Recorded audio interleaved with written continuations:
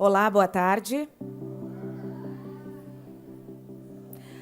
Nós iniciamos já agradecendo a presença dos palestrantes doutora Tereza Pissarra, doutor Fernando Antônio Leal Pacheco e também ao palestrante dessa tarde, doutor Ricardo Cantac. Agradecemos a presença dos alunos da Escola Carolina Burali. E também agradecemos a presença desta tarde do vereador Tenente Gênova. Peço por gentileza que a presidente da Câmara Municipal, Viviane Delmassa, faça a abertura da palestra da tarde de hoje.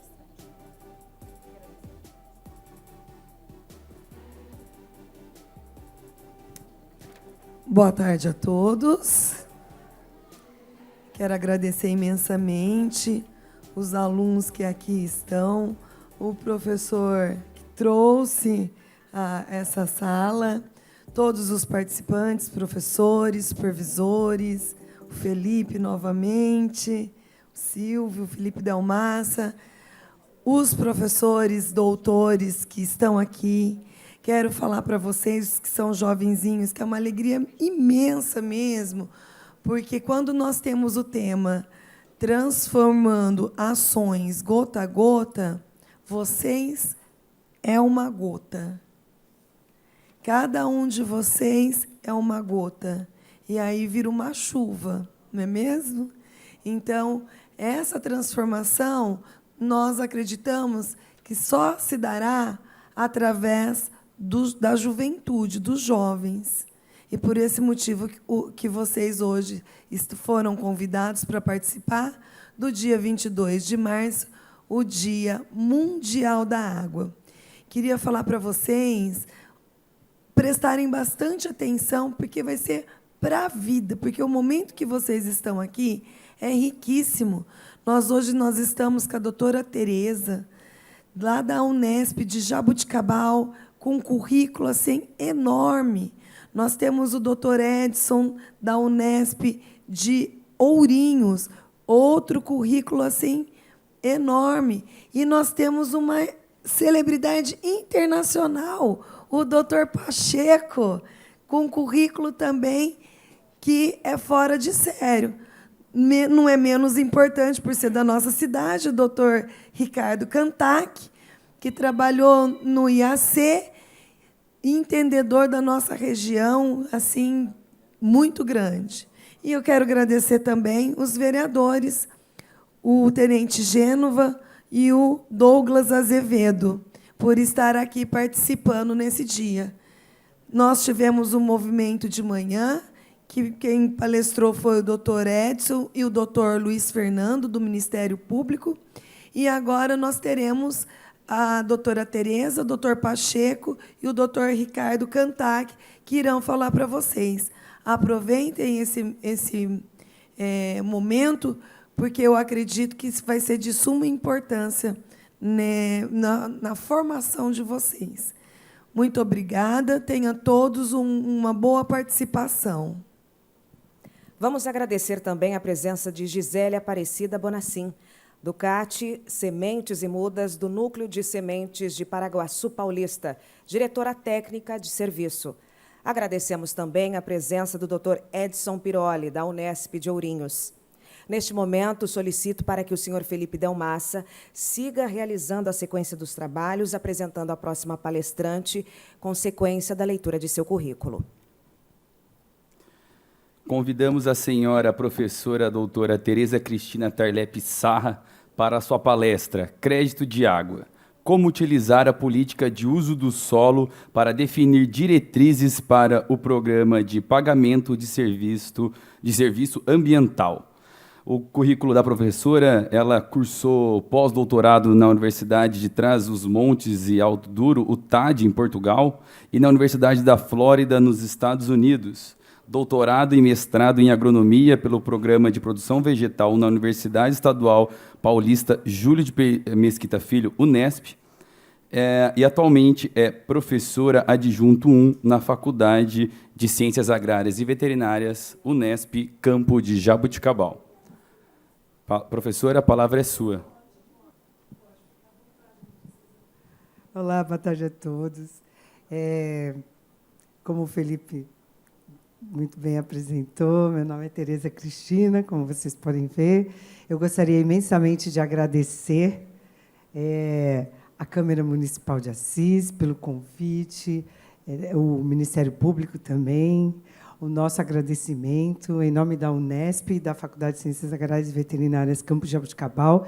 Eu agradeço imensamente esse convite. É muito importante o Dia da Água, não é? E essa atividade de passar um pouquinho do conhecimento para vocês é muito importante. Então, a plateia aí cheia de criançada, todo mundo ali 11 anos aprendendo, pode perguntar, ok? Então, vamos lá.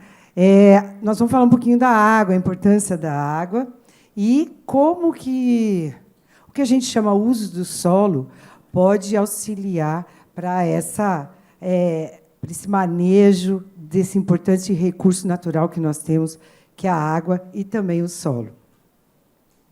Para quem não sabe, eu faço parte do grupo Polos. O Polos ele estuda a política de uso do solo.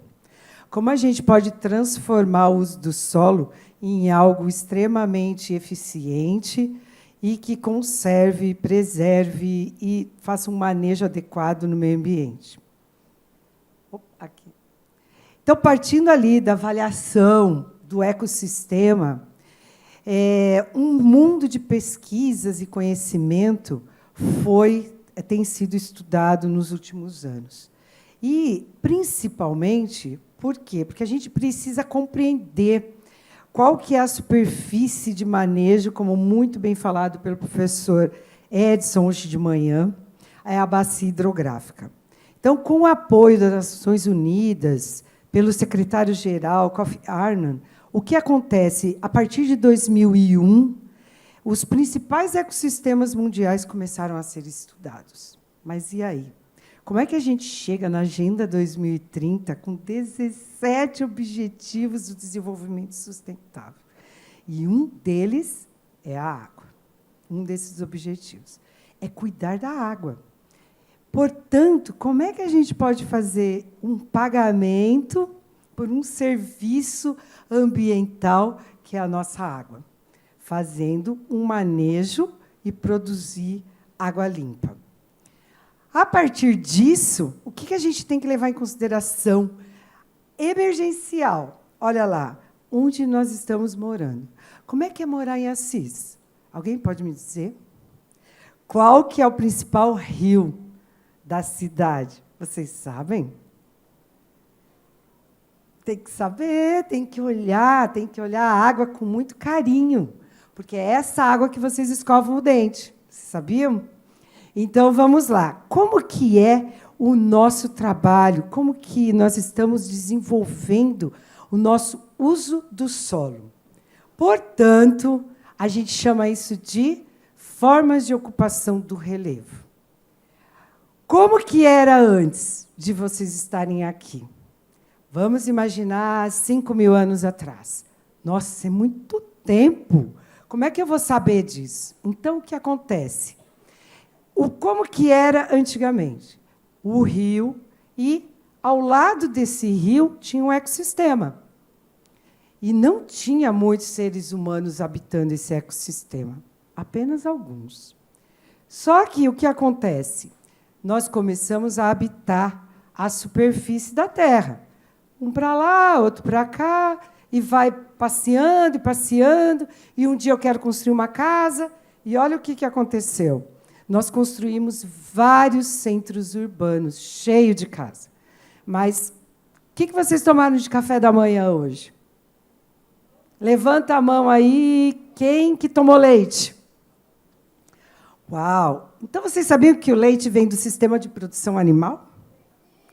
Qual é o animal que produz o leite? Muito bem. Essa turma é muito inteligente. Aí eu vou fazer uma pergunta. E ali, o que mais vocês comeram? Fala para mim. Alguém comeu pão? Vocês comeram pão. E vocês sabem de que sistema de produção vegetal veio o pão? agricultura, mas tem uma plantinha que você... Mas eu estou falando, professor, essa turma é inteligente. Olha lá. Oh, parabéns. Então, vocês estão falando de sistema de produção vegetal. O trigo, muito bem. Então, nós precisamos plantar o trigo para vocês comerem o pão. A gente precisa cuidar da vaca para vocês tomarem o leite. E aí, como é que a gente toma o leite lá na cidade? E é isso que a gente vai conversar hoje. Como que a gente passa de um ambiente que era um ecossistema natural, muito cheio de árvore e vários tipos de animais habitando ali, para um sistema que a gente fala assim, social e economicamente viável. Então, a gente tem que pensar nisso, porque todo mundo quer comer o pão e tomar o leite. Então, quando a gente vai compartimentalizar a paisagem, a gente tem que pensar num grande cientista do Brasil, que o nome dele é Absaber, e o que ele fez? Ele começou a separar a superfície do Brasil. O que ele pensava? Olha, uma superfície desse jeito, com um clima, com um tipo de chuva, com a temperatura, eu vou mapear de um jeito. Outra superfície com clima, uma temperatura, a chuva, né, é outro domínio. Então, ele falou assim, eu vou dividir o Brasil em domínios morfoclimáticos. E aí ele fez.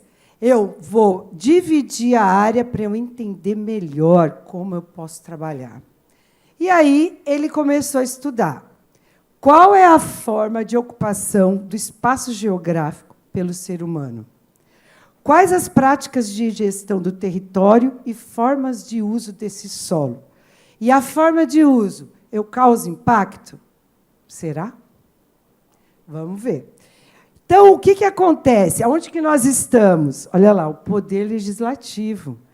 Então, o que nós estamos fazendo? Nós temos que ter a necessidade de elaborar a ciência moral normativa para o melhor desenvolvimento da sociedade. Muito bem, mas espera aí. Vamos fazer uma pergunta aqui para vocês. Qual é o risco que cada superfície tem? E agora? Será que olhem para vocês aí, um olhando para o lado do outro, será que alguém é mais frágil do que o outro? Ou é muito forte? Ou é mais frágil? Quem que chora mais aí? Eu adoro chorar também. Então, nós somos companheiros. Todo mundo chora? Então, significa que a gente tem uma fragilidade. E o ecossistema, o meio ambiente, é igualzinho. Tem uma fragilidade. Então, como que a gente vai colocar aqueles ecossistemas mais frágeis e estudar ele de uma maneira diferente daqueles ecossistemas mais resistentes? Mas resistente a quê? Ao grau de fragilidade do terreno. A gente precisa o quê, então? Estudar o histórico da sua evolução. Como que a gente vê a ação dos processos? O homem, ele é um ser modificador do meio. Por quê? Porque a gente precisa comer, a gente precisa tomar água e fazer todas as nossas atividades. Levantar, ir para a escola, estudar. E aí, nós vamos acelerando o processo de modificar essa superfície. Muito bem. Eu tenho que estudar. Vocês também vão ter que estudar muito. Muito mesmo. Não é só ler o que o professor pede. Tem que ler muito mais do que o professor pede. Então, vocês têm que ver que vocês vão ter que estudar qual é o grau de risco que cada superfície tem. Muito bem, mas para que eu vou fazer isso?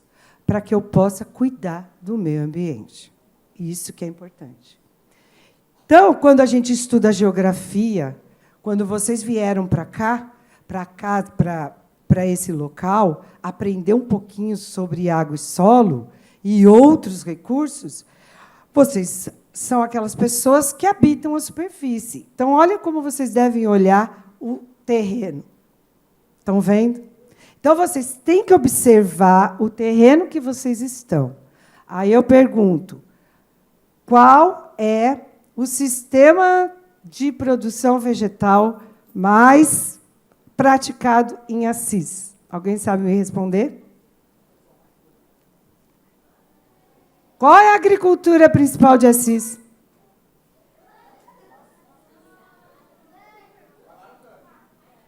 Cana-de-açúcar. E o que a cana-de-açúcar... Qual que é o recurso da cana-de-açúcar? O que a cana-de-açúcar produz? Alguém usa açúcar? Quem que toma o leite com açúcar? Quem que limpou a mão com álcool no período do Covid? Ah, entendi. Então, vocês usam o açúcar e o álcool? Então, ele vem da cana. Olha isso. Mas também, com o sistema de produção vegetal e com o sistema de produção animal, a gente precisa o quê? Também deixar um espacinho para aquela parte muito ecológica, aonde a fauna e a flora vai estar ali habitando também, junto com os sistemas de produção. Então, como a gente aprendeu hoje de manhã, vou passar bem rápido. A gente tem uma unidade territorial de trabalho linda, maravilhosa, que é a bacia hidrográfica. Vamos entender o que é a bacia? Então, olha lá. A bacia hidrográfica, olha que interessante. Observem as flechinhas vermelhas. Olha, choveu. Vocês podem me dizer se choveu a semana passada aqui? Muita chuva ou pouca chuva? Então, tinha muita chuva. Aonde? Olha lá, ó, infiltrando nessa superfície. Então, ela caía, batia na cabeça de vocês. E quem já tomou chuva? Todo mundo, eu também. Não molha todo o cabelo? Molha todo o cabelo. E a água vai escorrendo até chegar onde? No chão. E aí, depois, o que acontece com a água? Ela infiltra, não infiltra no solo? E ela também é armazenada onde? Na rocha, em alguns lugares que depois o professor Pacheco vai mostrar para vocês. Então, o que a gente tem que prestar atenção? No ecossistema, e é isso que a gente estudou. Como que é o processo da água dentro da bacia hidrográfica? Então, ela infiltra, ela entra nos poros do solo e depois nas fendas das rochas. E ela é armazenada na bacia hidrográfica. Então, por isso, a gente tem que pensar muito. Como eu vou armazenar água na bacia hidrográfica? Aí eu vou perguntar, de onde vem a água que vocês escovam o dente? Não vem da caixa d'água? Não vem da caixa d'água? Vem da caixa d'água. Mas de onde vem a água da caixa para a caixa d'água? Dos rios. Muito bem. Então, olhem lá. O que é aquela linha azul ali? É o rio. E é justamente essas flechinhas vermelhas que a gente tem que pensar, em armazenar água. Agora, como que eu armazeno água? E é isso que a gente está estudando no grupo de pesquisa política de uso do solo. Muito bem, então, o que eu faço? Eu tenho que ver o quanto de infiltra de água na bacia e o quanto sai de água. É a mesma coisa da caixa d'água. É como se vocês tivessem que a bacia hidrográfica é uma caixa d'água. O quanto entrou na caixa d'água e o quanto saiu da caixa d'água. Quando você escova o dente, toma um banho. Então, aí, o que acontece? É aquela relação. Eu coloco a água e uso a água. Coloco a água na caixa d'água, uso. A água vem do rio. E, assim, eu tenho que entender como eu faço o uso e ocupação do solo como unidade de planejamento. Muito bem, qual é o nosso estudo? Nós fizemos uma análise das principais bacias hidrográficas lá do município de Jaboticabal, onde eu moro. Então, nós mapeamos as bacias hidrográficas. Esse município está localizado no estado de São Paulo, pertinho de Ribeirão Preto, e nós estudamos esse município. E também estudamos um outro município, que é o município de Monte Alto. Nós pegamos todo o município e dividimos nas principais bacias hidrográficas. Então, nós começamos a entender a rede de drenagem, quais eram os rios dessa área e como que a gente dividiria esse município em subbacias. Fizemos isso para 3 municípios, Jaboticabal, Batatais e Monte Alto.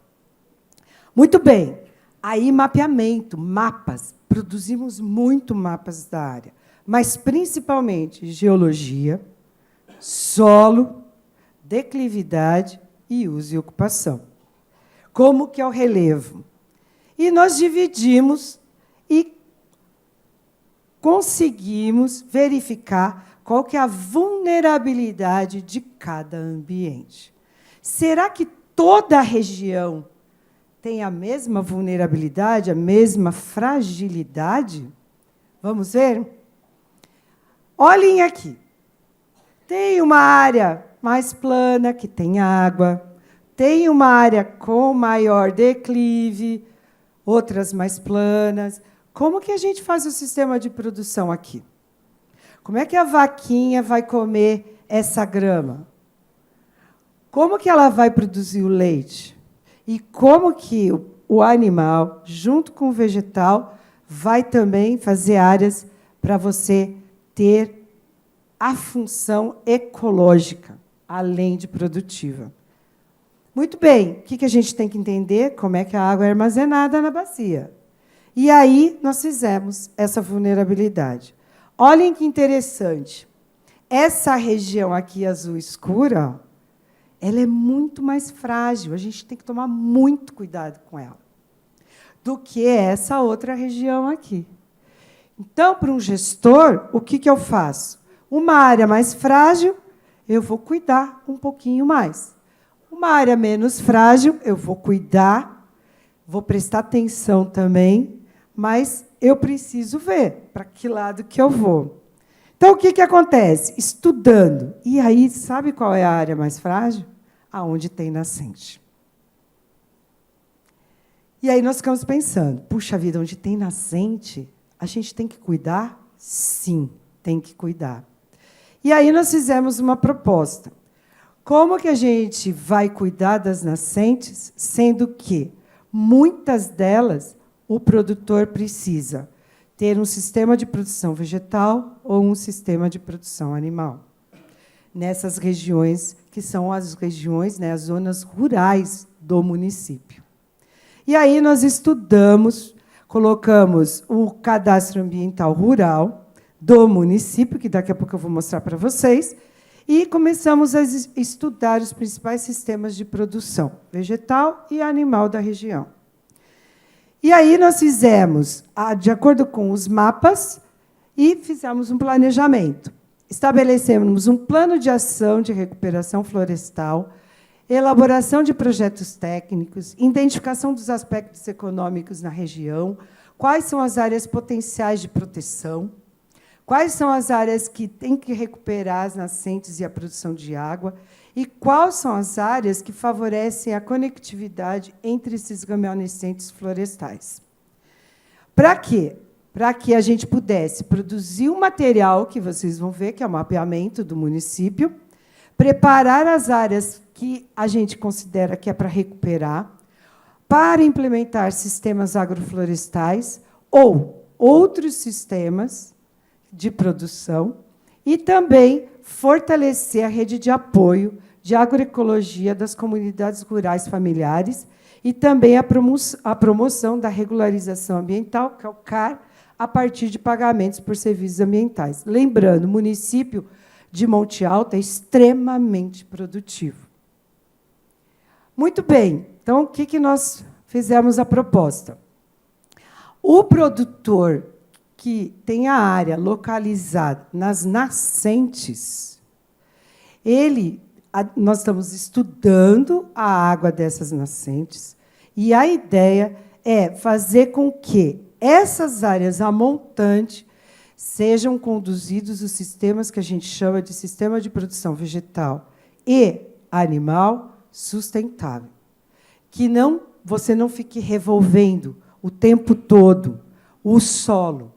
Então, por exemplo, plantio direto, você fazer curva de nível, terraceamento, cuidar do solo, segurar o solo para perto da nascente, segurar esse solo, conservar o solo.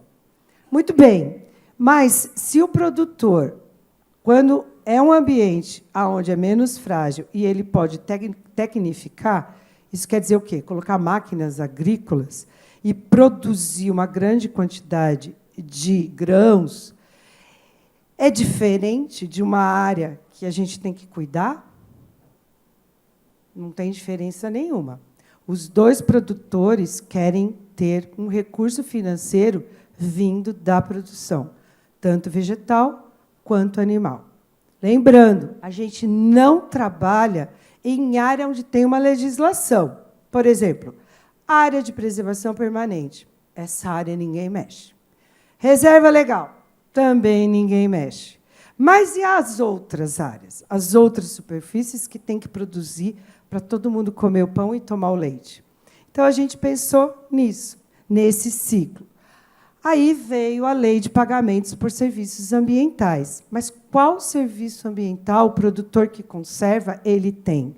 Ele produz. Se ele está acima das nascentes, ele não pode receber um crédito por produzir água de boa qualidade? E aí veio a parte dos créditos de água. Qual é a política de uso do solo para você ter o crédito de água? Então, a evolução da sociedade ocorre com muitas transformações. Mudança de cenário, tanto social quanto econômico, o aumento da capacidade produtiva por hectare e a interferência feita pelo homem para viabilizar a produção por meio da exploração dos recursos naturais. O homem ele desmata, polui e ocorre essa famosa mudança climática. Mas aí, como que a gente vai fazer com que ocorra menos desmatamento, menos poluição e que o clima não mude tanto? A gente tem que fazer discussão, que é o que está acontecendo hoje aqui. Nós estamos com uma pauta de discussão sobre a interferência humana no meio, e assim elaborar leis, projetos e acordos para promover quem? A preservação ambiental. E qual é o recurso natural mais importante? A água, o solo. Junto, por quê? Eu sou engenheira agrônoma. Então, o que eu penso? Como é que eu vou trabalhar melhor esse solo? Como é que eu vou armazenar a água nesse sistema da bacia? E aí veio essa ideia de você criar créditos de água que podem ser certificados, elaborados e podem ser comercializados entre os municípios ou espaços geográficos e fazem parte do mecanismo de flexibilização, mesmo modelo do mecanismo de desenvolvimento limpo, que hoje é o crédito de carbono. Por que o produtor que cuida da água não pode receber um crédito para a água que ele está cuidando? E, pensando nisso, como que poderia ser comercializado? O crédito da água ele pode ser medido com o aumento do metro cúbico de água por segundo na área de manancial, e essa água tem que ter melhor qualidade. Ocorre a unidade de conservação de uso da terra, que ocasiona a redução dos poluentes e que equivale ao aumento do volume de água produzido no manancial. Portanto, a cada metro cúbico de água por segundo que o produtor tenha melhor qualidade, pode ser gerado um crédito de água. Esse crédito pode ser o quê? Comercializado. O produtor vende, alguém compra. E esse recurso financeiro da compra volta para o produtor. Por quê? Porque quando ele converte a área de um sistema de produção tecnificado para um sistema de produção conservacionista, normalmente esse sistema de produção não paga o mesmo valor de produção no sistema, tanto de produção vegetal quanto de produção animal. É um pouco menos. Então, espera aí, eu vou ter que converter o uso da minha terra. E vou ter que ganhar menos? Ninguém vai fazer isso. É a mesma coisa que eu falar para vocês. Hoje vocês ganham 5 mil de salário para trabalhar 40 horas. Amanhã vocês vão trabalhar 40 horas e eu vou pagar vocês 2.500. Então, alguém tem que pagar esse R$ 2.500 para o produtor. Quem é? Se ele produz água limpa, a sociedade paga por um mecanismo de pagamentos por serviços ambientais. Por quê? Porque o solo de melhor qualidade e a água de melhor qualidade, ela tem um valor. E a gente precisa valorar isso para que vários produtores, principalmente aqueles localizados em áreas de manancial, garantam a conservação daquele lugar de uma maneira mais adequada, de uma maneira muito mais conservada e preservada, que tem o que a gente chama de função ecológica. Qual é a função ecológica daquela região? Junto com a função social e junto com a função produtiva. Esses três têm que estar num tripé, têm que estar equilibrado nessa região de água, de produção de água, de manancial. E, assim, os produtores podem desenvolver diversos sistemas de produção vegetal. E aí a gente propõe esse modelo de pagamentos por serviços ambientais. Na bacia hidrográfica de cabeceira, produzindo um serviço ambiental, que é a água, de melhor qualidade, ele vai ter atividade de recuperação e conservação da vegetação nativa, as práticas de manejo e conservação do solo e da água, e ele pode implementar sistema de manejo conservacionista, e um deles que a gente está fazendo teste é o sistema agroflorestal. Esse teste está sendo desenvolvido com uma das nossas orientandas, a Gislaine, que está fazendo um trabalho belíssimo naquela área de conexão Mata Atlântica, que pega toda a parte do norte do estado de São Paulo e adentra ao sul do Rio de Janeiro, que produz água para a represa do Funil, que abastece a cidade do Rio de Janeiro. Então, a área de Cunha, a gente está desenvolvendo, ela está estudando esses sistemas agroflorestais e vendo o quanto o sistema agroflorestal produz de água mais limpa para que possa alimentar a represa com a água mais limpa para depois abastecer o Rio de Janeiro. Será que é importante a gente cuidar dos nossos mananciais? Porque, por exemplo, eu estava conversando hoje, tem um produtor que faz uma forte capacidade de animal naquele hectare, deixa aquele processo erosivo que nós vimos hoje aqui com o professor Edson.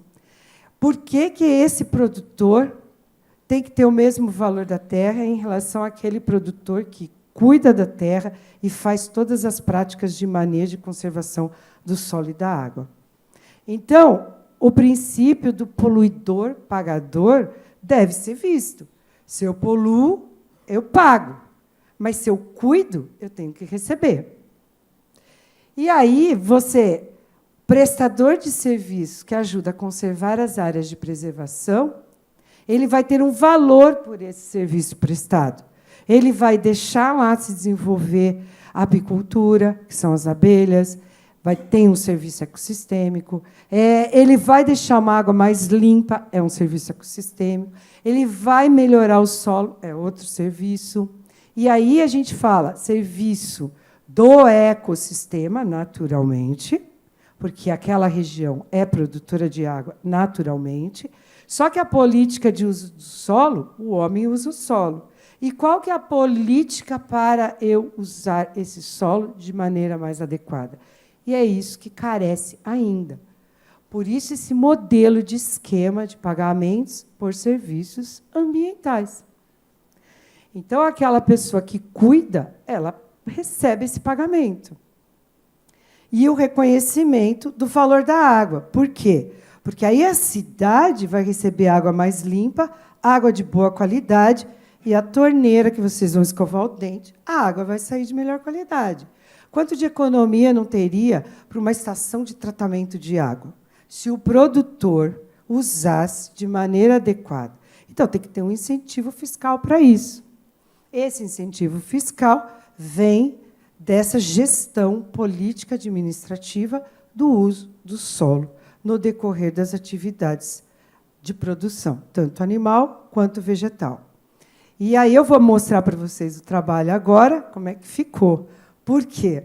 Porque, a partir de uma ação de educação, nós fizemos o livro, trabalhamos com o município, com esses 3 municípios, e, a partir de uma ação de educação, que eu fui dar uma aula para os professores, e eles pediram, mas como que é o nosso município? Então, a pedido deles, nós fizemos o livro do município. E, junto com isso, nós fizemos todo o mapeamento, junto com os alunos da agronomia, do curso, né, de Engenharia Agronômica da Faculdade de Ciências Agrárias e Veterinárias, campus de Jaboticabal, que é a Universidade Estadual Paulista Júlio de Mesquita Filho. Foram 150 alunos que fizeram esse mapeamento, que eu vou mostrar para vocês. Vamos lá.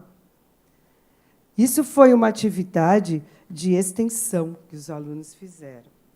Nós abrimos aqui, então, o Google, que é um sistema que você consegue ver o planeta Terra. Olha lá que legal. Esse sisteminha, ele está sem um custo específico. Olha que interessante o planeta. O planeta Terra, onde a gente está. Tá, e como é que a gente usa o solo? Vocês querem ver como é que Monte Alto usa? Então, a gente colocou o CAR, que é o Cadastro Ambiental Rural de Monte Alto. E, a partir disso, a gente começou a mapear as bacias e os rios. Então, eu vou colocar aqui para vocês, ó, um rio principal. Querem ver? Não estou conseguindo. Será? Ó, vou clicar no rio principal. Onde será que está o rio de Monte Alto? Aqui é o Brasil. Vou fazer um clique, vocês vão ver. Vai lá no rio. Ó. E as crianças brincam com isso. As aulas são todas de educação ambiental. A gente começou com a Prefeitura Municipal de Jaboticabal, depois passamos para Batatais, e agora a gente está em Monte Alto. Por quê? Olha o rio principal. Muito bem, mas se eu tenho um município... Deixa eu ver o que você acha. Quantos produtores rurais será que tem no município? Vamos dar uma olhada? Qual é o tamanho do município? E aí a gente fez uma cor para o município. Espera aí, o mouse não está mexendo.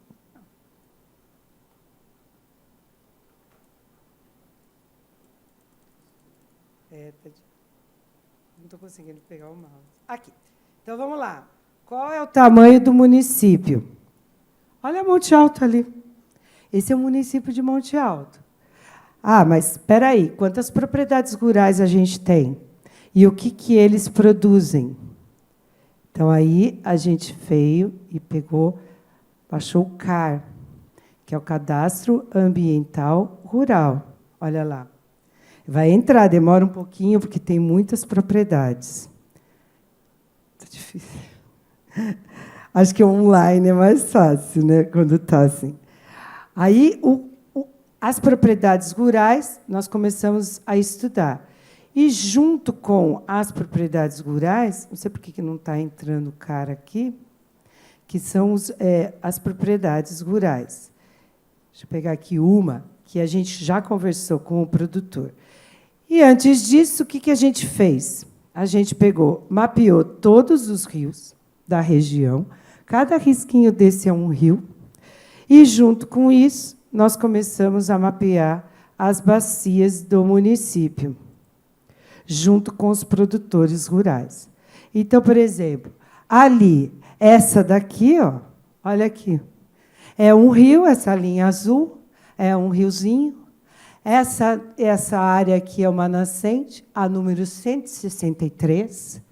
Junto com esse rio, ele é o córrego do Barreiro, aí ele deságua no córrego do Pavão, aí a gente mostra para o produtor qual é a nascente da área dele, o que ele faz aqui, qual é a propriedade dele, como ele pode fazer o manejo para melhorar. E um dos produtores aderiu mesmo ao projeto. Além de ele cooperar com bolsas de estudo para os alunos de Jaboticabal, ele também deixa a gente trabalhar na área dele. Então, já tem um ano que faz parte do projeto do Felipe, que está aqui. Ele coleta a água, verifica a qualidade da água e qual é o uso do solo nessa região. E todos os meses, a gente vai lá, coleta a água. Então, o nome do produtor rural, então, a gente fez o mapeamento da área dele. Está aqui. Peraí, deixa eu ver aqui. A bacia. Os pontos. É que tem tanto trabalho com os alunos que a gente acaba se perdendo um pouco aqui. Mas, enfim, a gente acaba. Porque nós estamos fazendo também, agora, né, a pedido, temos aqui outra bacia hidrográfica, que é o do Córrego São Domingos também, que a gente já está mapeando. Para quê? Para ver quais são as áreas que têm escassez de recurso hídrico, verificando ali quais são as áreas produtivas de água. Para quê? Para que a gente possa propor, não só para os produtores rurais, pequenos produtores, mas também fazer práticas de manejo e conservação nas áreas de cana-de-açúcar. E essa área que eu estou tentando encontrar aqui, que eu não consigo, mas ela está sendo feita justamente isso com o professor Marcílio. Por quê? Porque ele está propondo uma modificação de manejo e conservação do solo nas áreas de cana-de-açúcar. E tem sido um resultado bastante promissor de melhoria de qualidade do recurso hídrico. O SAF também tem sido assim, o sistema agroflorestal. Então, quando você converte a sua área, que é uma produção intensiva, para uma área que você vai cuidar dessa região, você está fazendo um bem para a natureza. Então, essa daqui é a região que a gente mais trabalha, que é a nascente da bacia hidrográfica do Córrego Rico, que é produção de água para o município de Jaboticabal, para quem mora em Jaboticabal. Essa região ela é produtora de água. Então, justamente nessa região que a gente está estudando a água e vai propor, então, essa modificação para ele fazer um sistema de pastagem, sistema integração, lavoura, pecuária, floresta, e também uma área onde ele já começou a fazer a restauração ecológica, a gente está propondo para ele fazer um sistema agroflorestal. O que é isso? É você produzir alimento junto com as árvores e com os animais, e ainda garantir uma função ecológica daquela superfície. E, junto com isso, o primeiro pagamento por serviços ambientais foi feito em área de reserva, nessas áreas que eles estão produzindo, mas também estão conservando. Esse produtor tem sido assim uma pessoa muito amável, ele realmente está querendo mesmo que a gente interfira e veja esse manejo, e nós estamos criando, então, o primeiro esquema aí de pagamentos por serviços ambientais. Apesar de, nesse momento, ele está transformando a área em reserva de patrimônio nacional e também estadual. Essa área que ele fez o sistema de reflorestamento, e também agora a gente está propondo, junto com... Estamos começando a fazer a proposta da integração lavoura, pecuária, floresta, junto com a Embrapa. Então, esse é o nosso trabalho, e vamos ver, né, se realmente melhora, né, Felipe, a água durante os próximos anos de trabalho que a gente vai desenvolver nessa área.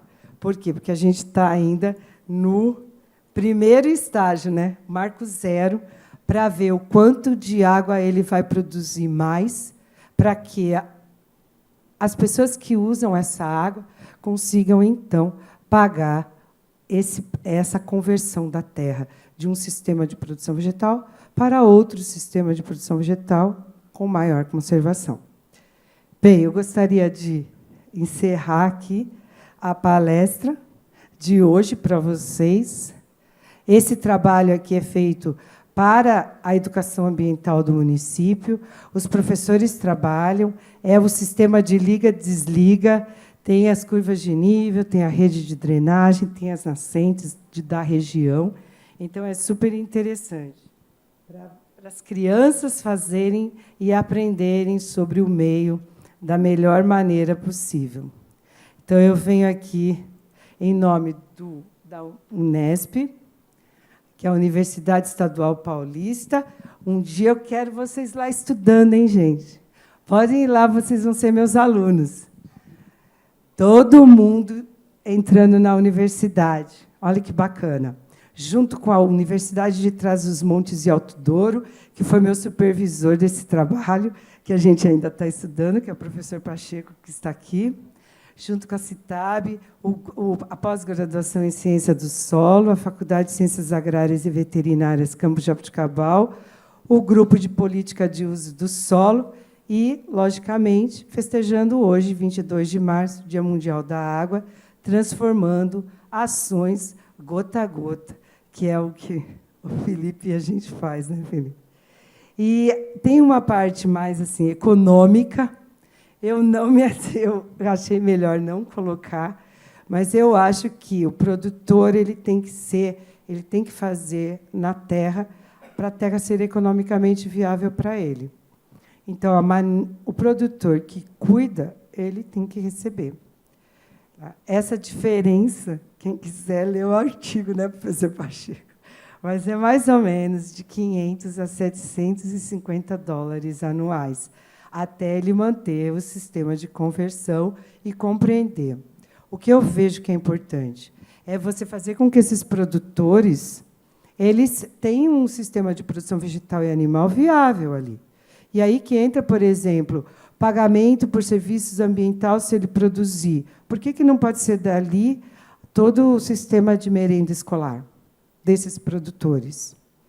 Que é onde a gente está começando a trabalhar também, que é a Nona, que é uma cooperativa de produtores orgânicos do município de Itápolis, e a gente vai começar a estudar. Eles têm um sistema de produção lá, que eles produzem um sistema de produção vegetal e animal orgânico.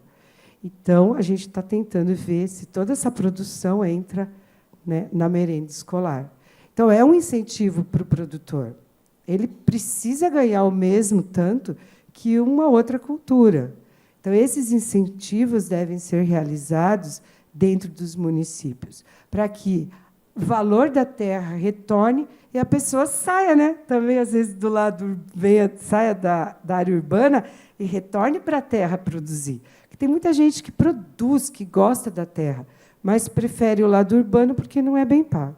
Então, essa é a nossa proposta, fazer sistemas aí, agroflorestais cada vez mais em áreas onde requer cuidado, que são essas áreas a montante das áreas de preservação permanente que estão ao redor das nascentes já. Por legislação, elas estão corretas. Mas e depois da área de preservação permanente? O que a gente faz? A gente tem que cuidar também, que são áreas de produção de água. E a gente melhora a qualidade do solo, consequentemente, melhora a qualidade da água. Então, o nosso muito obrigado e bom evento para vocês na próxima palestra, né, professor?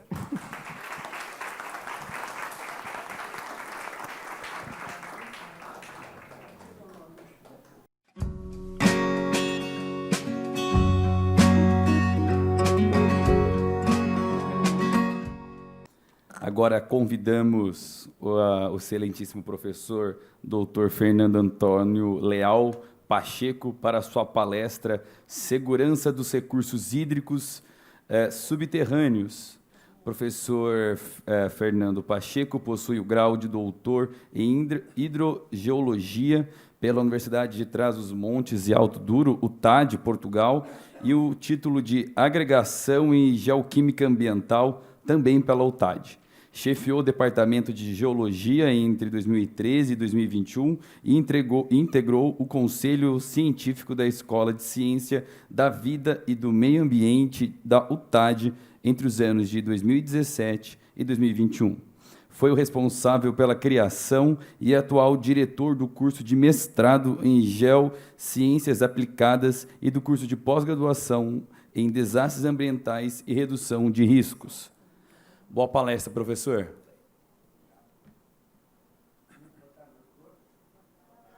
Aqui, professor. Muito boa tarde a todos. Então, antes de mais, eu queria agradecer na pessoa da Presidente Viviane o convite para estar aqui nesta palestra, que muito me honra, porque se trata de falar da água, que é algo que eu gosto muito de falar, e também fico contente por estar a falar para um público jovem, porque, como vocês irão ver, as transformações começam pela educação. Se nós não conseguirmos passar a mensagem dos problemas que existem na sociedade, incluindo os problemas com a água, desde as primeiras gerações, desde os mais jovens, as transformações dificilmente ocorrerão. E, portanto, é muito bom estarem aqui presentes jovens e os seus professores, porque é um bom princípio. E também é muito me agrada que um evento deste seja feito num município, porque são os municípios enfim, os órgãos de gestão mais próximos do povo e são através deles que as transformações se fazem. E, portanto, trazer os jovens ao município, os professores e a academia ao município é muito importante para que no futuro, depois isto é a semente, né? Depois o futuro dirá se essas transformações vão ocorrer. Então, a minha palestra é sobre a segurança dos recursos hídricos subterrâneos, ou seja, as águas que não se veem. Até agora, as palestras todas foram extremamente claras e falaram principalmente da água que se vê. E a água que se vê é mais fácil de gerir e é mais fácil de tomar conta dela, porque nós olhamos para ela e conseguimos vê-la. O que eu vou falar agora é da água que não se vê. E essa é muito mais difícil de nós compreendermos, exige estudos mais demorados, mais complexos, também exige uma certa dose de fé, para a gente acreditar exatamente naquilo que está a estudar e naquilo que está a tentar compreender, para depois poder agir e ter a noção de que podemos estar a fazer bem. E nesse sentido, uma das mensagens que eu quero deixar logo no início para o fim é que quando se fala de águas subterrâneas e se pensa transformar gota a gota o problema das águas subterrâneas, temos que falar sempre do longo prazo, planear para o longo prazo e não para o curto prazo. Porque qualquer ação negativa que se fizer sobre as águas superficiais, a correção produz efeitos relativamente rápidos. Mas se nós danificarmos as águas subterrâneas, dificilmente poderemos recuperar essas águas subterrâneas. Portanto, temos que planear os usos do solo a longo prazo para que nunca contaminemos um aquífero subterrâneo, portanto, as águas subterrâneas, porque senão depois dificilmente atingiremos os objetivos de desenvolvimento sustentável de água limpa para todos, falando das águas subterrâneas, certamente. E começando por falar em águas subterrâneas, temos que perceber exatamente onde é que elas se armazenam. O que é a água subterrânea? A água subterrânea é toda a água que está abaixo da superfície terrestre. A definição mais simples que eu encontro é essa. Por isso é que ela não se vê, está abaixo da superfície terrestre. E parte dela, ela armazena-se no solo. É aquela água que nós conseguimos utilizar todos os anos para a agricultura com poços pouco profundos, que com uma bomba conseguimos tirar água e ela existe e podemos utilizá-la sem grandes problemas e sem grandes mecanismos de extração. Muita dessa água até se armazena em charcas e a gente consegue regar normalmente com essa água. mas a maior parte dela, basta olhar para a diferença, este tamanho e este tamanho, ela armazena-se nas rochas. As rochas não são totalmente impermeáveis, elas conseguem armazenar água, umas mais e outras menos, e logo aqui nós começamos a poder falar em gestão e em planeamento da proteção dos recursos hídricos. Porque todas aquelas medidas que o professor Piroli falou acerca do manejo para a produção de água e segurança hídrica estão extremamente certas, mas para um hidrogeólogo como eu só faltou falar numa coisa: geologia. Porquê? Porque o manejo numa área de arenito não pode ser o mesmo no manejo de uma zona onde a geologia tem cavernas. Porquê? Porque enquanto que aqui nós temos uma rocha que armazena muita água, mas ela é dispersa por toda a rocha, aqui, quando a água contaminada entra por uma caverna, ela entra aos turbilhões, entra toda de uma vez. Não tem qualquer tipo de proteção. Se entrar contaminada, ela vai contaminar os rios subterrâneos todos de uma vez e muito rapidamente. Portanto, se nós estivermos a fazer o manejo para a proteção das águas subterrâneas numa zona de cavernas, temos que ter uns cuidados.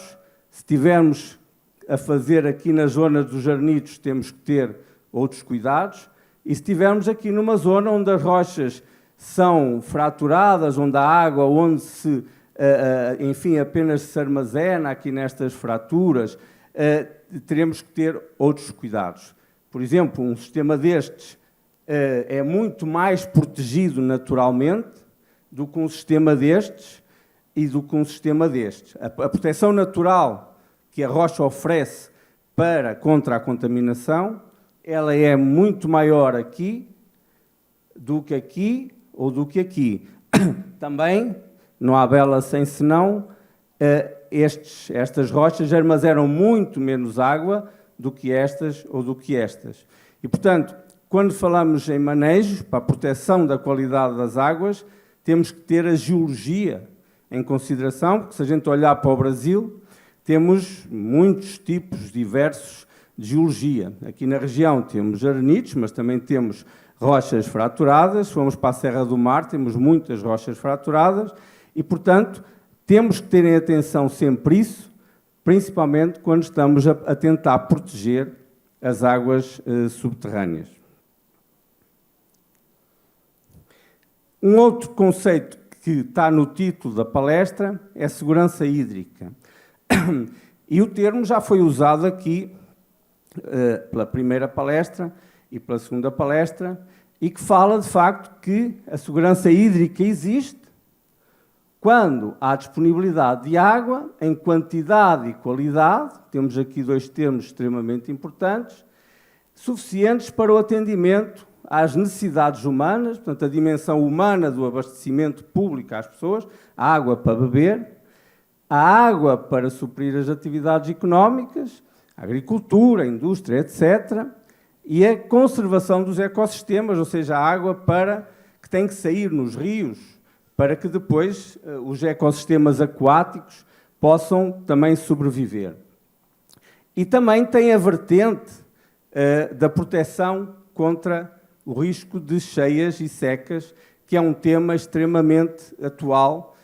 Basta ver o que aconteceu no Brasil, em vários pontos do Brasil, no último mês, e acontece por todo o mundo um pouco da mesma maneira. E tão atual é que recentemente, bastante recentemente, foi publicado o plano e o mapa de segurança hídrica do Brasil. Portanto, é uma medida extremamente recente. Para quê? Para que as autoridades e todos nós tenhamos consciência que há zonas do país que estão em maior segurança hídrica, ou seja, conseguem facilmente satisfazer o abastecimento público, conseguem facilmente abastecer as atividades económicas, etc. E há outras que estão em piores condições. E neste mapa, o vermelho representa o mau e o azul representa o bom ou o melhor. E reparem que há aqui muita diversidade, aqui a zona amazónica, alguma parte não tem informação, mas toda esta zona de Mato Grosso está numa situação ótima, aqui para o sul também está, mas aqui vemos aqui no estado de São Paulo temos alguns problemas de segurança hídrica. E este mapa só se refere a uma parte que é a dimensão económica. Há mapas para as várias componentes. Eu selecionei a parte do abastecimento das atividades económicas e podem ver que, por exemplo, o Nordeste é aquele que tem maiores problemas, mas São Paulo, onde nós estamos, o estado de São Paulo também tem alguns problemas. E, portanto, é necessário que todos nós interiorizemos isto para quê? Para que na nossa atuação, no consumo da água, principalmente na utilização da água, tenhamos consciência que se cada um de nós, a tal gota a gota, não fizer para poupar água, para utilizar só a água necessária, este mapa passará a ter cada vez mais manchas vermelhas e menos manchas azuis.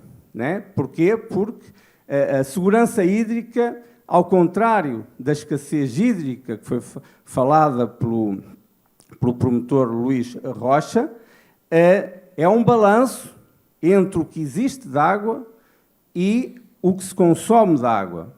Enquanto que a escassez hídrica tem apenas a ver com a disponibilidade de água maior ou menor, a segurança hídrica é uma balança entre o que existe e o que se consome. E, portanto, a gente até pode ter pouca água, mas se consumir ainda menos, o sistema está seguro. E podemos ter muita água, mas se consumirmos em exagero, o sistema está inseguro. Portanto, os vermelhos e os azuis aqui refletem essa balança, e não só se tem muita água ou se tem pouca água. Essa é a grande diferença entre segurança hídrica e escassez hídrica. E por falar em consumo, reparem,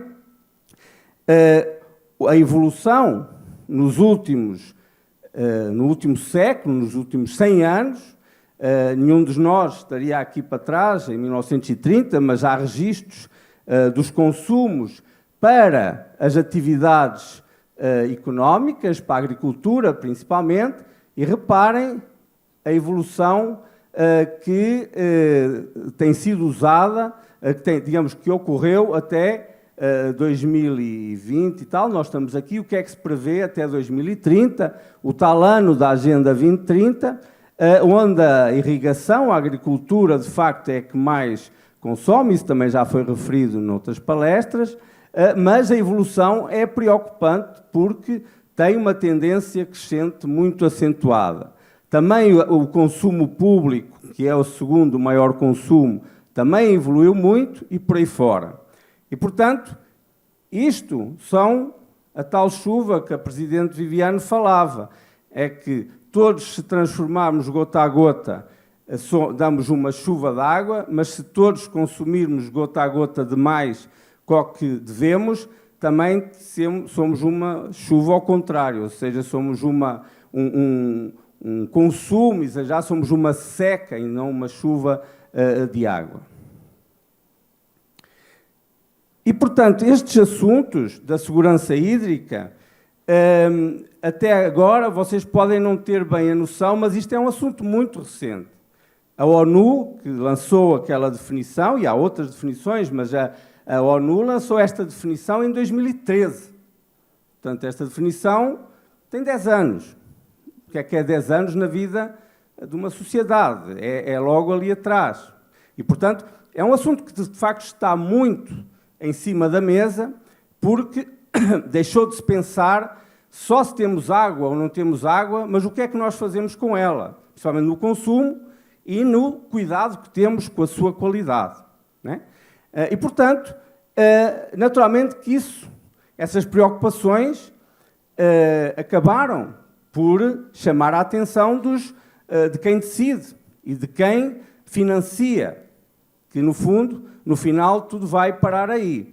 Embora, como eu disse, os municípios são quem pode promover, na prática, mais próximo das pessoas, as transformações, mas tudo carece de estratégias, enfim, que são mandadas por os decisores mais nacionais, estaduais, etc., e por quem tem dinheiro, por quem paga tudo isto. Porque estas medidas, quer se queira, quer não se queira, elas custam dinheiro e alguém tem que pagar por isso.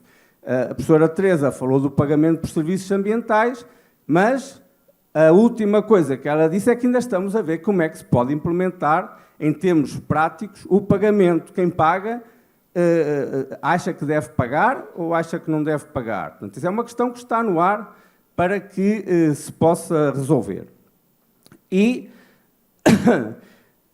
de qualquer forma, o assunto está na Agenda 2030, portanto, e ao estar numa agenda destas, naturalmente é algo que se discute e algo que faz avançar a sociedade, e não há dúvida que é um assunto pertinente, porque na ODS número 6, portanto, no Objetivo de Desenvolvimento Sustentável número 6, fala-se em água, e em água, e em água, e em água, nas várias múltiplas vertentes, do que é necessário fazer até 2030 para se alcançar objetivos relativamente à água, que no fundo todos eles se relacionam com a segurança hídrica.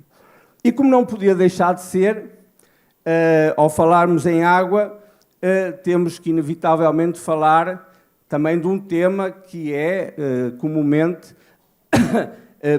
falado hoje em dia, que é o das alterações climáticas. Todos nós, já acho que é inegável para todos nós o que toda a sociedade tem passado, principalmente quando ocorrem épocas prolongadas de cheia ou seca.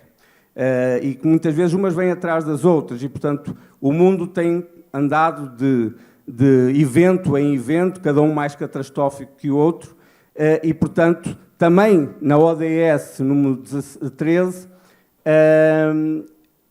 digamos, a segurança hídrica entra. E tão importante é esta questão da segurança hídrica nos últimos tempos, que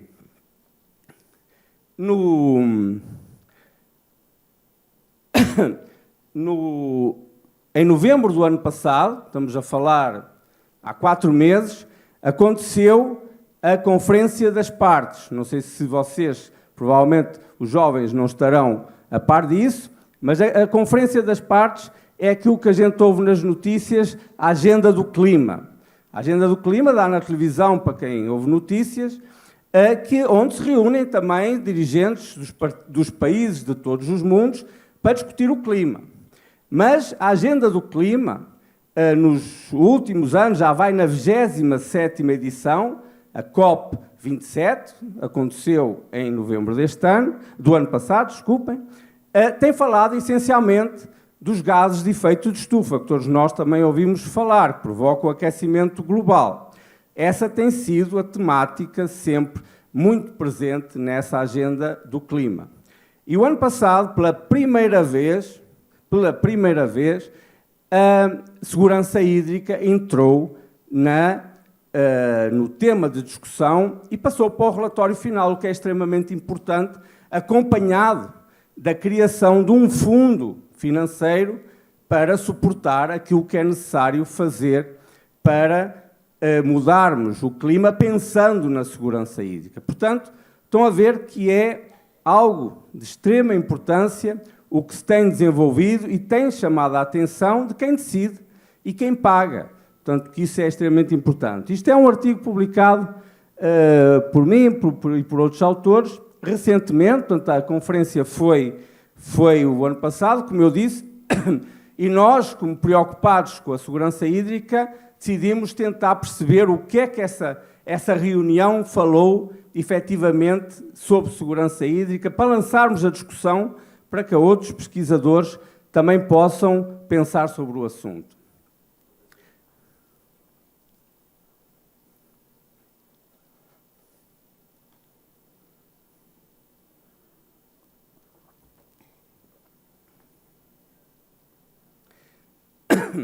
E só para dar um pouco de detalhe ao que foi falado nessa conferência, eu coloquei aqui este diagrama para salientar que o que mais foi dado importância nessa conferência foi estas duas vertentes da segurança hídrica. A parte das cheias e secas e a parte dos ecossistemas, ou seja, a água que corre nos rios, a necessidade de que os rios tenham água para que os sistemas aquáticos consigam sobreviver. Infelizmente, para os municípios, estas partes do abastecimento público e do abastecimento das atividades económicas foi deixado para novas reuniões. O que é que eu quero dizer com isto? O tal fundo financeiro que foi criado para tentar ajudar os povos, os países, a financiar obras para proteger contra as cheias, para proteger contra as secas, não foi criado, não foi estendido para pagar, por exemplo, o pagamento por serviços ambientais.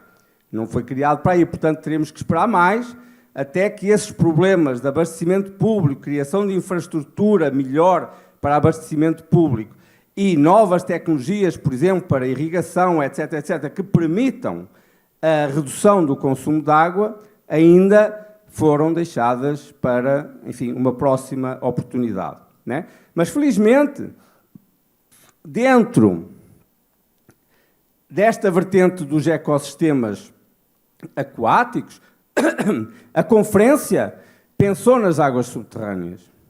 E isso foi, enfim, uma alegria para mim, enquanto hidrogeólogo preocupado com as águas subterrâneas. Porquê? Porque esse fundo vai estender-se, por exemplo, às situações de manejo das bacias hidrográficas que promovam a recarga dos aquíferos, a recarga das águas subterrâneas.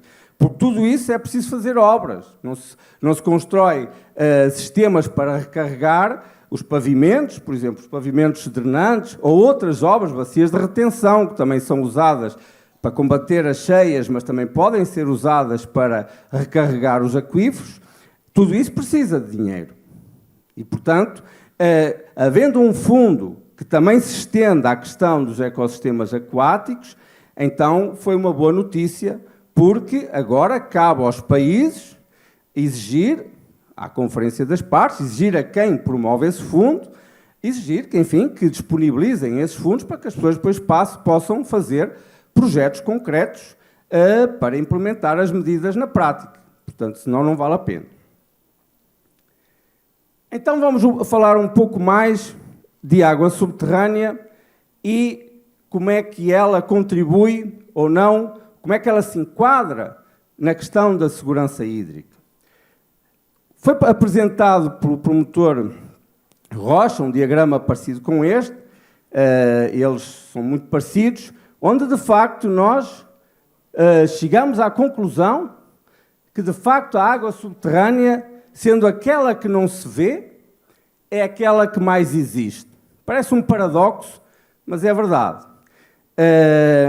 De facto, o que se acumula à superfície é aquela água que está nos rios, nos lagos, etc., e que muita dela, na verdade, tem origem subterrânea, porque quando não chove, a água que sai nos rios, muita dela está a sair da rocha e a entrar nos rios. Portanto, isto tudo é um ciclo, não é? Mas aquela que permanece armazenada no solo e na rocha é, de facto, uma percentagem enorme da água total doce líquida que nós conhecemos. E só circunscrevendo aqui um pouco no estado de São Paulo e aqui na zona da Cis, na região, enfim, da Cis, nós podemos ver que, como eu falei no início, há vários tipos de geologia, há vários tipos de rochas a armazenar as águas, umas mais capazes do que outras, e nesta região vemos que temos meio-meio. Estas rochas, estes verdes, que são rochas que acumulam água nas fraturas e que têm menos água disponível, temos aqui presente, né, aqui no limite para o estado do Paraná, e aqui temos também, mais para norte, estas rochas tipo arenitos que conseguem armazenar mais água e conseguem disponibilizar mais água para poder ser utilizada. Olhando globalmente para o Estado, esta região, que é aqui o Aquífero-Bauru, é aquela que mais, enfim, água terá disponível em termos subterrâneos, enquanto que aqui a Serra do Mar é muito bonita, por sinal, mas em termos de armazenamento de água subterrânea, não é aquela que tem maior capacidade de armazenar, embora possa chover lá muito, mas em termos de armazenamento de água subterrânea, não é das maiores, porque são muitas vezes rochas fraturadas, têm pouca capacidade de armazenamento. E por isso é que eu volto a referir que quando estamos a falar em água e gestão da água, temos que ter em atenção a geologia, porque o manejo não pode ser o mesmo quando nós temos áreas que são mais vulneráveis por serem maiores armazenadores de água ou áreas menos vulneráveis porque, no fundo, são menos armazenadoras, mas também protegem mais a água. E como eu disse, eu tirei esta imagem que achei muito interessante de um relatório da Unesco de 2022, portanto este é um relatório que tem, não chega a ter 6 ou 7 meses, que fala, o título do relatório diz águas subterrâneas tornar visível o invisível. E é de facto uma expressão extremamente interessante e muito válida. Porquê? Porque nós vimos aqui a semente, as raízes da água superficial, as raízes do que sai nos rios e que alimenta a sociedade, vem principalmente da água subterrânea. Mas vemos a pessoa olhar só para cima, não vemos a pessoa olhar para baixo. E, portanto, quando as pessoas só veem aquilo para onde olham, e se a pessoa está a olhar para cima, está a olhar para as águas subterrâneas, mas não está a olhar para as águas, está a olhar para as águas superficiais, mas não está a olhar para as águas subterrâneas. E a Unesco, talvez por cada vez mais, sempre que ocorrem períodos de seca prolongados, e eles são cada vez mais frequentes e mais prolongados, como disse muito bem o professor Piroli, o total da água no planeta mantém-se constante, mas o problema é que o ciclo hidrológico tem sido extremamente alterado nos últimos anos, porque chove se calhar o mesmo por ano, mas chove tudo muito concentrado e provoca cheias, e depois temos períodos sem água, muito tempo, muito mais do que o que tínhamos, e, portanto, depois temos problemas de seca, né? E, portanto, esta alteração do ciclo hidrológico é que leva que, muitas vezes, quando há falha de água, qual é que é a solução? Vamos ao reservatório que nós achamos que é eterno, que são as águas subterrâneas. E ele não é eterno, né? E nós vemos, se olharmos para aqui, para um diagrama que eu tirei, nós temos, efetivamente, olhando aqui mais para aqui para o de baixo, que está aqui por continentes, né? Tem aqui a América do Norte, a América do Sul, que eu salientei, a África e a Ásia. E estes números aqui à frente, o que é que querem dizer? Se eu pegasse em toda a água que está debaixo da Terra e a colocasse em cima do continente, no caso da América do Sul, eu tinha uma coluna de 73 metros de água. É isso que as estimativas dizem. Parece pouco, mas é muito, né? Porque estamos a falar de um continente, pegar em todo o continente sul-americano, como se ele fosse um plano, e pegar em toda a água que está lá embaixo, trazê-la cá para cima e pô-la toda uma em cima da outra e dizer que ela tem 73 metros de água. Portanto, é muita água. Mas o problema é que quando olhamos para a água que é efetivamente explorável, ou aquela que nós devemos explorar com sustentabilidade, ela é muito menor. Porquê? Porque nós devemos explorar aquela que é reposta todos os anos pela chuva. E essa é muito menor do que estes 70 e tal metros de água. Aqui estamos a falar em milímetros de reposição, que é cerca de 1% da água existente. O que é que eu quero dizer com isto? É que se nós só usarmos a água que é reposta, pois o sistema é sustentável, nós vamos conseguir utilizar essa água hoje e para o futuro, para todas as gerações. Mas se nós continuarmos a utilizar acima do que é reposto, os aquíferos, as águas subterrâneas, começam a baixar o nível. E por isso é que o Colorado depois não tem água. Porque o que fica, o resto do 1%, é a reserva que nós temos que, se a gente quiser emagrecer, não come, não é? E, portanto, fica mais magra. Que se a gente quiser ficar com menos água, então exploramos mais do que o que devemos. Mas se a gente já estiver no peso certo e continuar a explorar mais do que o que temos, então nós vamos ficar com problemas de saúde, ficamos magros demais. Aqui é a mesma coisa. Nós estamos a explorar mais, cerca de 15% a 20% mais do que o que é reposto e, portanto, anualmente as reservas vão-se decaindo, mais nos sítios do que noutros, como é óbvio, e então isso faz com que ocorram fenómenos desses nos vários rios que o professor Piroli falou. Porquê? Porque o nível da água está mais baixo e, a certa altura, quando não chove, cada vez deita menos, até pode secar. Porque o que sai no verão é aquilo que está na reserva, que depois é reposto com as chuvas. Se não é reposto porque chove muito concentrado e não tem capacidade de infiltração, todos os anos não é reposta o que está nas águas. E daí esses fenómenos que culminam num fenómeno global, que falou e muito bem, porque é uma coisa recentemente, digamos, alertada, para que parte do nível médio das águas do mar, a subida, possa ter a ver com o sítio onde está armazenada a água. Se ela estiver na rocha, não dá problemas, não faz subir o mar. Mas se a gente não a consegue armazenar a rocha e a deixa ir parar ao mar toda, pois o nível da água do mar sobe. Porque é que o nível da água do mar sobe quando o degelo acontece, quando os polos começam a perder as calotes polares, e começa a desgelar, quer dizer, a água que está no estado sólido, ela lá fica. Mas se desgelar, se ela descongelar, portanto, ela vai parar a água líquida e o mar sobe. O fenómeno é muito parecido se nós deixarmos água ir para o mar em vez de a preservarmos em terra. É a mesma coisa, não é? Portanto, esse fenómeno é, de facto, um fenómeno que foi identificado há alguns anos, mas não há muitos anos, e, portanto, só que este tem uma questão essencial, é que nós estamos a perder água que podíamos usar desde que a usássemos, arranjássemos maneira de readaptar o ciclo hidrológico de maneira a ter a água no sítio certo, não é? E com uma renovação adequada, como sempre ocorreu antes de nós perturbarmos isto tudo.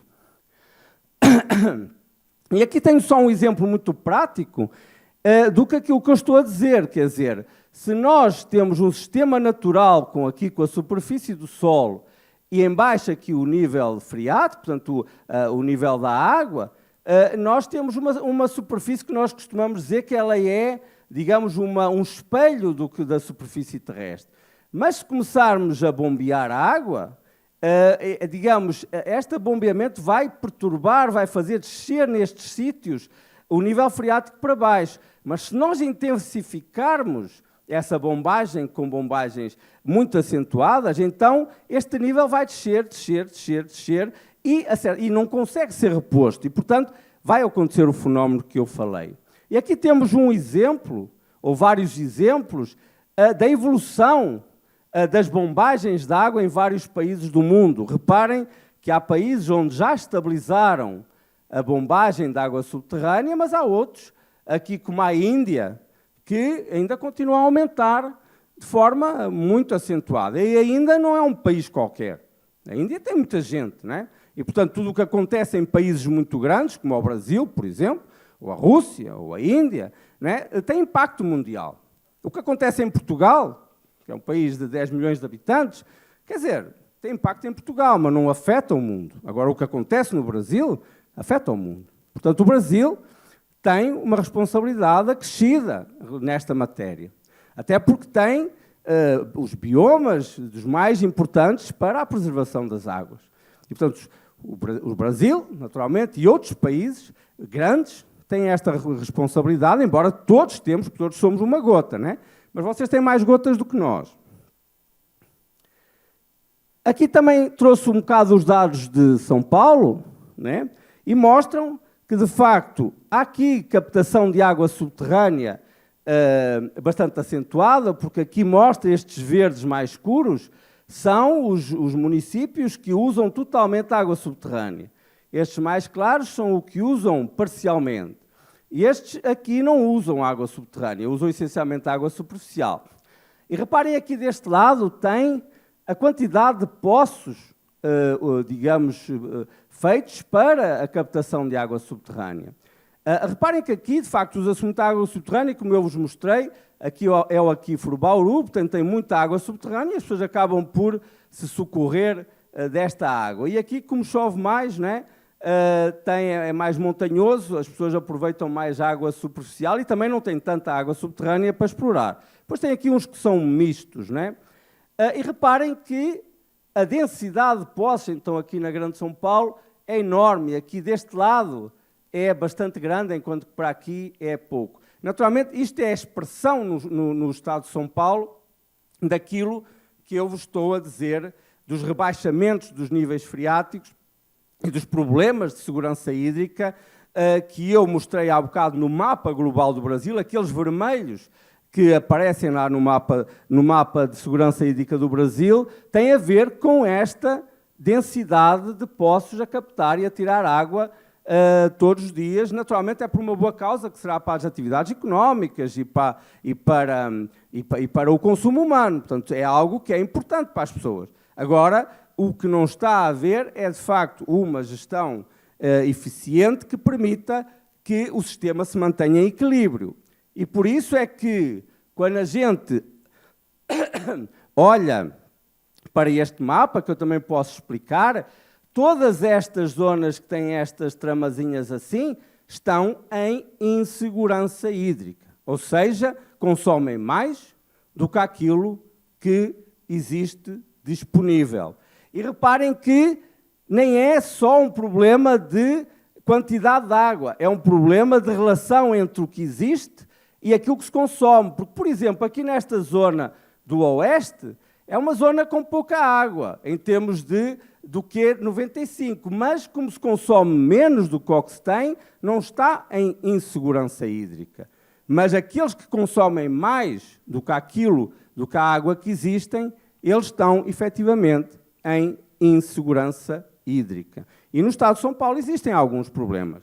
Felizmente, eu fui à procura aqui da CIS, só do município, não encontrei dados, também não, enfim, não é um município onde eu tenha facilmente acesso a dados, não conheço bem o sistema, mas procurei aquilo que consegui encontrar e cheguei à conclusão que, de facto, tem havido um aumento das outorgas para exploração de águas subterrâneas.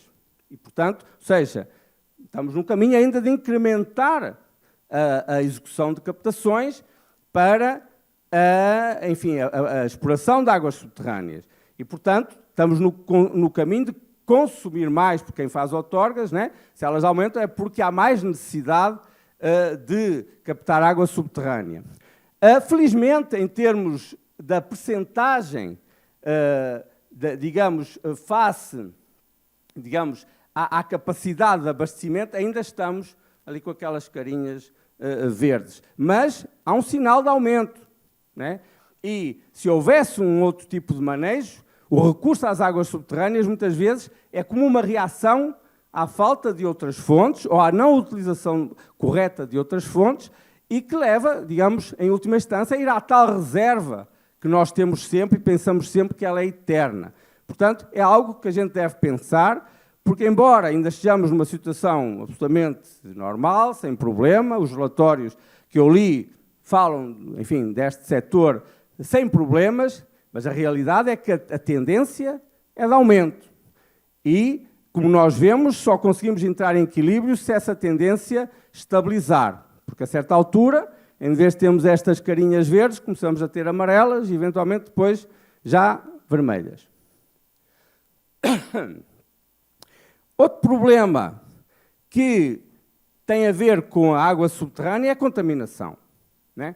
Até agora eu falei de quantidade. E quantidade é de facto um problema. Quem liga à torneira e não tem água, enfim, é o pior que nos pode acontecer. É a gente ligar a torneira e haver um racionamento de água, não haver água, por qualquer motivo. E, portanto, a quantidade é aquilo que nós mais sentimos quando nos falta. Mas a qualidade também é um problema, porque nós não podemos beber qualquer água, né? E as atividades económicas também não usam qualquer tipo de água. A agricultura não pode usar qualquer tipo de água, porque a utilização, por exemplo, de água com excesso de nitratos, ela provoca problemas na cadeia alimentar. E, portanto, qualquer água, para qualquer uso, há regras que estão estabelecidas na lei para usar. E quando ela não existe em qualidade suficiente, ela tem que ser tratada. Todo o município, fornece normalmente água tratada, a não ser aqueles que usam água subterrânea, que muitas vezes o tratamento quase não é necessário, mas muitos usam água superficial e tem que ser tratada. E quanto pior ela estiver, digamos, no manancial, mais oneroso, mais custoso, né? Mais dinheiro se paga pelo tratamento. E, portanto, nós também não queremos isso, né?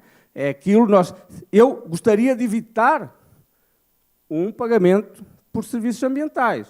Porque a gente só está a criar um sistema de pagamento por serviços ambientais porque o sistema, naturalmente, não está a ser usado para que isso não seja necessário.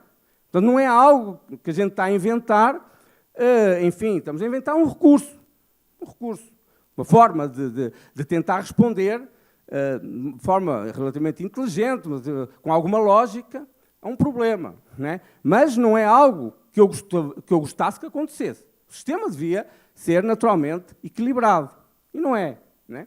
E então, os problemas que nós temos de contaminação, claro que há muitos, a indústria tem muitos, o saneamento é um problema grave em muitos sítios do mundo, e no Brasil também ainda é, porque ainda não tem uma cobertura, pelo menos na globalidade do Brasil. Há estados que já têm, há municípios que já têm totalmente, mas há outros que não, e, portanto, é sempre um problema. Mas, na minha opinião, a parte dos nitratos da utilização agrícola é aquela que mais contribui para a insegurança hídrica. Porquê?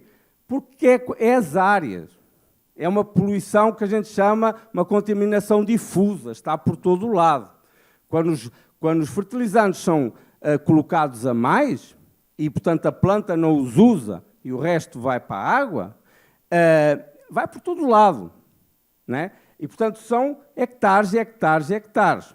Enquanto que o saneamento básico é uma contaminação pontual, ela, quando ocorre, é grave, porque é tudo concentrado. Mas, se for devidamente tratado, é mais fácil controlar uma contaminação dessas, ou é porque uma estação não está a funcionar direito, ou é porque há perdas de esgoto, sistemas que estão, enfim, danificados, mas controlando-se o problema na origem, resolve-se o problema. Mas a agricultura não é assim. E, portanto, é muito importante que as práticas de manejo na agricultura sejam implementadas, porque senão a qualidade da água subterrânea vai padecer muito, vai deteriorar muito. E depois é muito difícil de tratar. Temos aqui alguns valores da lei, como é que é e quais são as várias fontes. Isto é relativamente conhecido, portanto, nós temos o gado, digamos, as zonas onde o gado pastoreia, as fossas que muitas vezes são rotas, etc, etc. Os poços que estão mal construídos e que também acabam por permitir a entrada de contaminantes na água, etc, etc. Os armazenamentos de fertilizantes, etc, etc. Tudo isto contribui para a contaminação das águas subterrâneas e, portanto, na minha ótica, é aquilo que mais temos que intervir para que consigamos resolver o problema a nível global e a nível do país, Brasil, porque é um país extremamente agrícola, não é? E, portanto, tudo o que se passa do Brasil, volto a referir, afeta o mundo inteiro. E, quando olhamos novamente para o Estado de São Paulo, há situações acima do limite de intervenção que na lei fala em 10 miligramas por litro de nitrato na água. Há países onde esses limites até já estão mais baixos, ou seja, onde o problema de várias doenças associadas ao nitrato na água, mesmo para os humanos, tem vindo a levar a Organização Mundial de Saúde a considerar que, se calhar, 1 miligrama por litro já é preocupante. E, portanto, 10 ainda é mais preocupante. E, portanto, aqui, estas tramas vermelhas são tudo zonas onde a água tem problemas de contaminação por nitratos já acima do limite. E eu pergunto-me, felizmente, a CIS não tem, aqui a zona que está relativamente bem, mas a gente pode dizer que com o mal dos outros estamos nós bem, mas nós não estamos bem com o mal dos outros. O Estado é só um, e o país é só um, e o mundo é só um, e, portanto, enquanto houver zonas destas em risco de intervenção, todos nós temos que nos preocupar. Porque senão não somos a chuva, somos uma gota que se isola e que está ali, está bem, e como eu estou bem, não me preocupo com os outros. Isso não pode ser, não é? E então, eu pergunto aqui, como é que, será que nestas situações, nestes locais, vai ser possível atingir os objetivos de desenvolvimento sustentável relativamente à qualidade da água subterrânea? Não, não vai. Nem em 2030, nem se calhar em 2060 ou 70. Porquê? Eu mostro aqui uma coisa que vos pode parecer complicada, mas eu explico bem. Eu aqui só vos explico esta parte aqui. Isto aqui foi um cálculo que nós fizemos em Portugal do tempo que demora a água subterrânea a circular pela terra. E temos sítios onde ela demora 1 ano a sair. Ela entra e sai rapidamente. Mas temos sítios onde ela demora mais de 1000 anos. Mais de 1000 anos.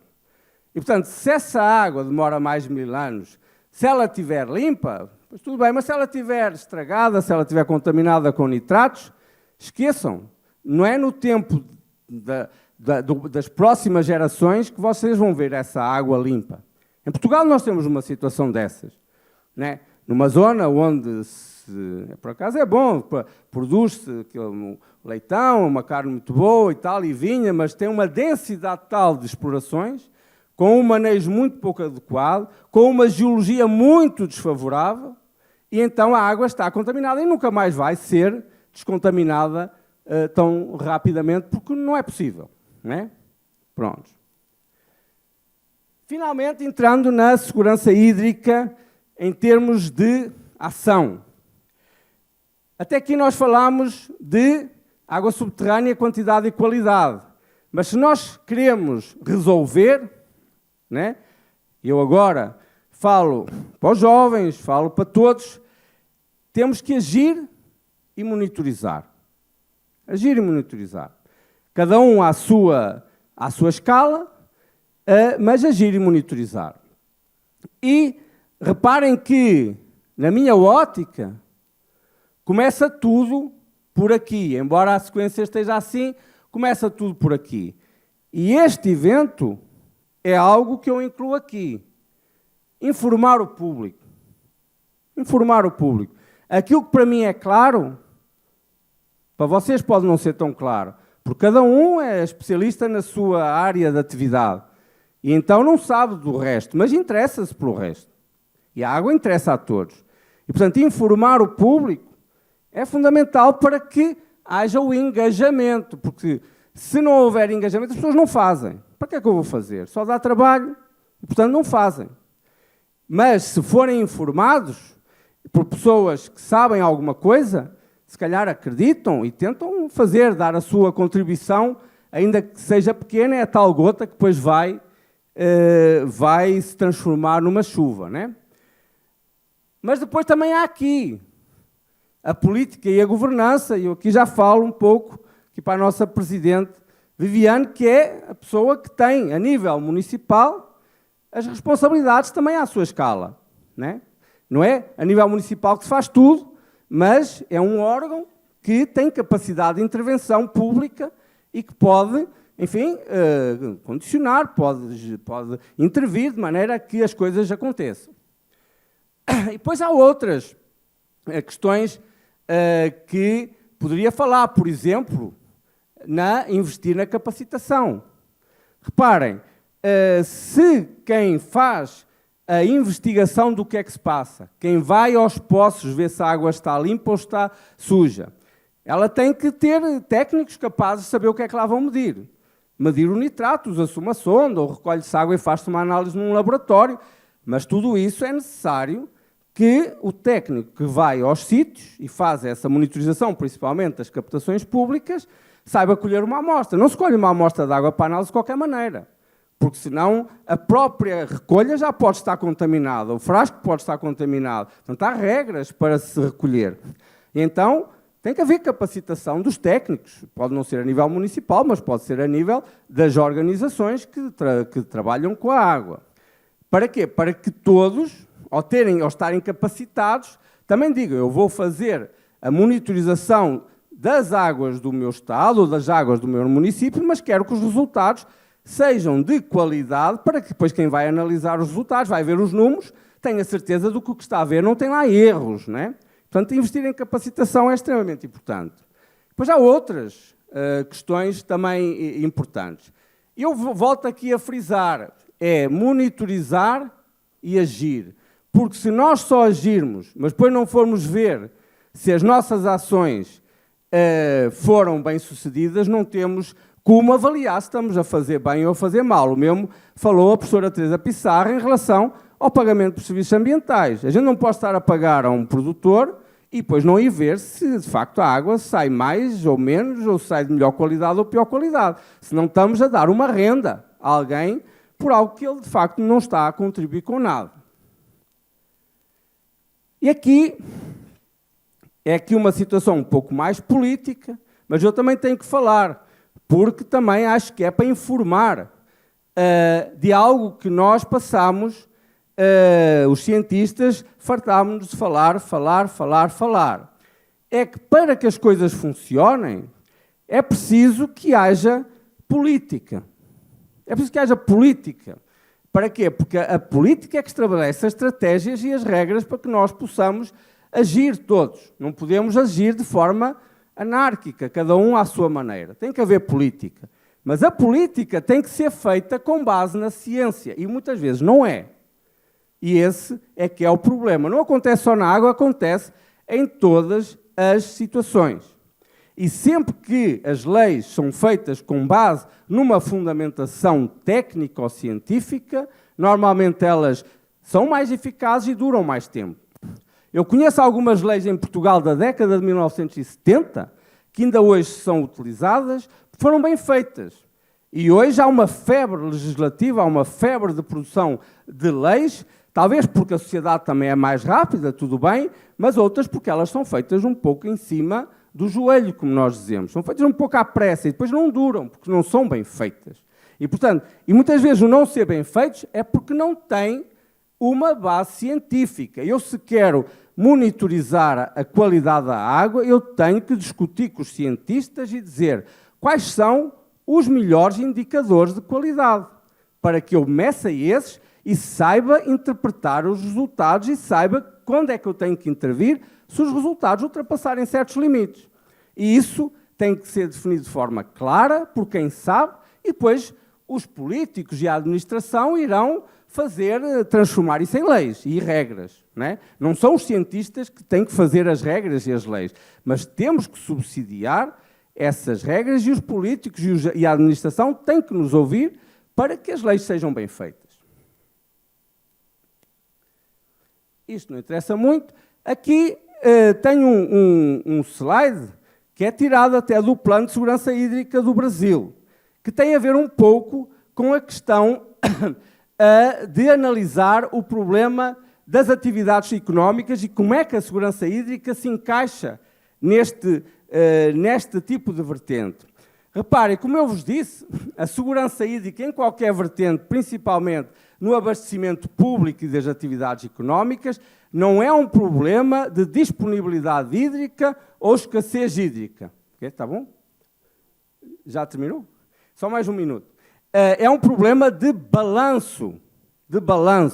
E aqui mostra claramente que temos a questão da disponibilidade hídrica, temos a questão da demanda hídrica e temos a questão da infraestrutura hídrica. Ou seja, nós para termos um sistema em equilíbrio, nós temos que ter o consumo, a demanda, sempre inferior à disponibilidade, e a infraestrutura que abastece tem que também estar acima dela para poder abastecer adequadamente as atividades económicas. O que tem vindo a acontecer é que a disponibilidade hídrica até se pode manter, mas se não houver investimentos em infraestrutura hídrica, como a demanda tem aumentado, ela ultrapassa a capacidade de abastecimento, que é dada pela infraestrutura, e nós entramos em insegurança hídrica. E pronto, só mais um slide para falar na questão da qualidade. Aquilo era em relação à quantidade, aqui é em relação à qualidade relativamente ao Estado de São Paulo. Reparem, como eu vos disse, em alguns sítios tem havido problemas de insegurança hídrica, como eu mostrei aquelas questões.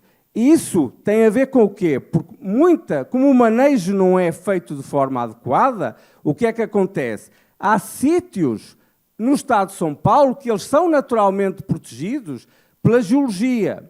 E há outros sítios que eles não são protegidos pela geologia. E, portanto, se nós atuarmos sempre da mesma maneira, independentemente da geologia, o que é que vai acontecer? Nos sítios, mesmo que nós tenhamos uma certa agressão sobre o ambiente, ela não se vai fazer sentir na qualidade das águas subterrâneas. Mas noutros sítios, como a natureza não está, é mais frágil, não está preparada para aguentar, então nós iremos ter problemas de insegurança hídrica. E reparem aqui que o aquífero Bauru, que é um sistema relativamente de proteção média, tem uma certa capacidade de proteção natural, por isso é que aqui não há grandes problemas de insegurança hídrica. Aquelas manchas que nós vimos vermelhas estão mais aqui.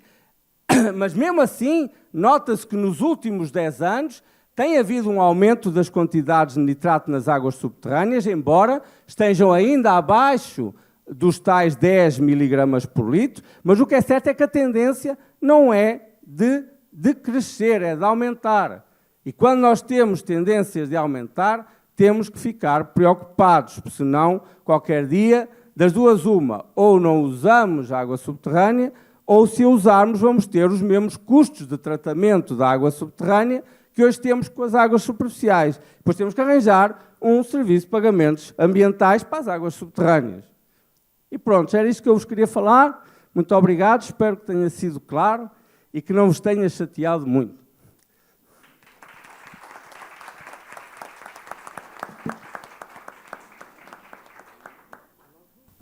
Nós queremos agradecer a palestra brilhante da doutora Tereza, do doutor Pacheco, e nós teremos um intervalinho de 10 minutinhos, e depois, em seguida, nós ouviremos o doutor Ricardo Cantag, tá bom?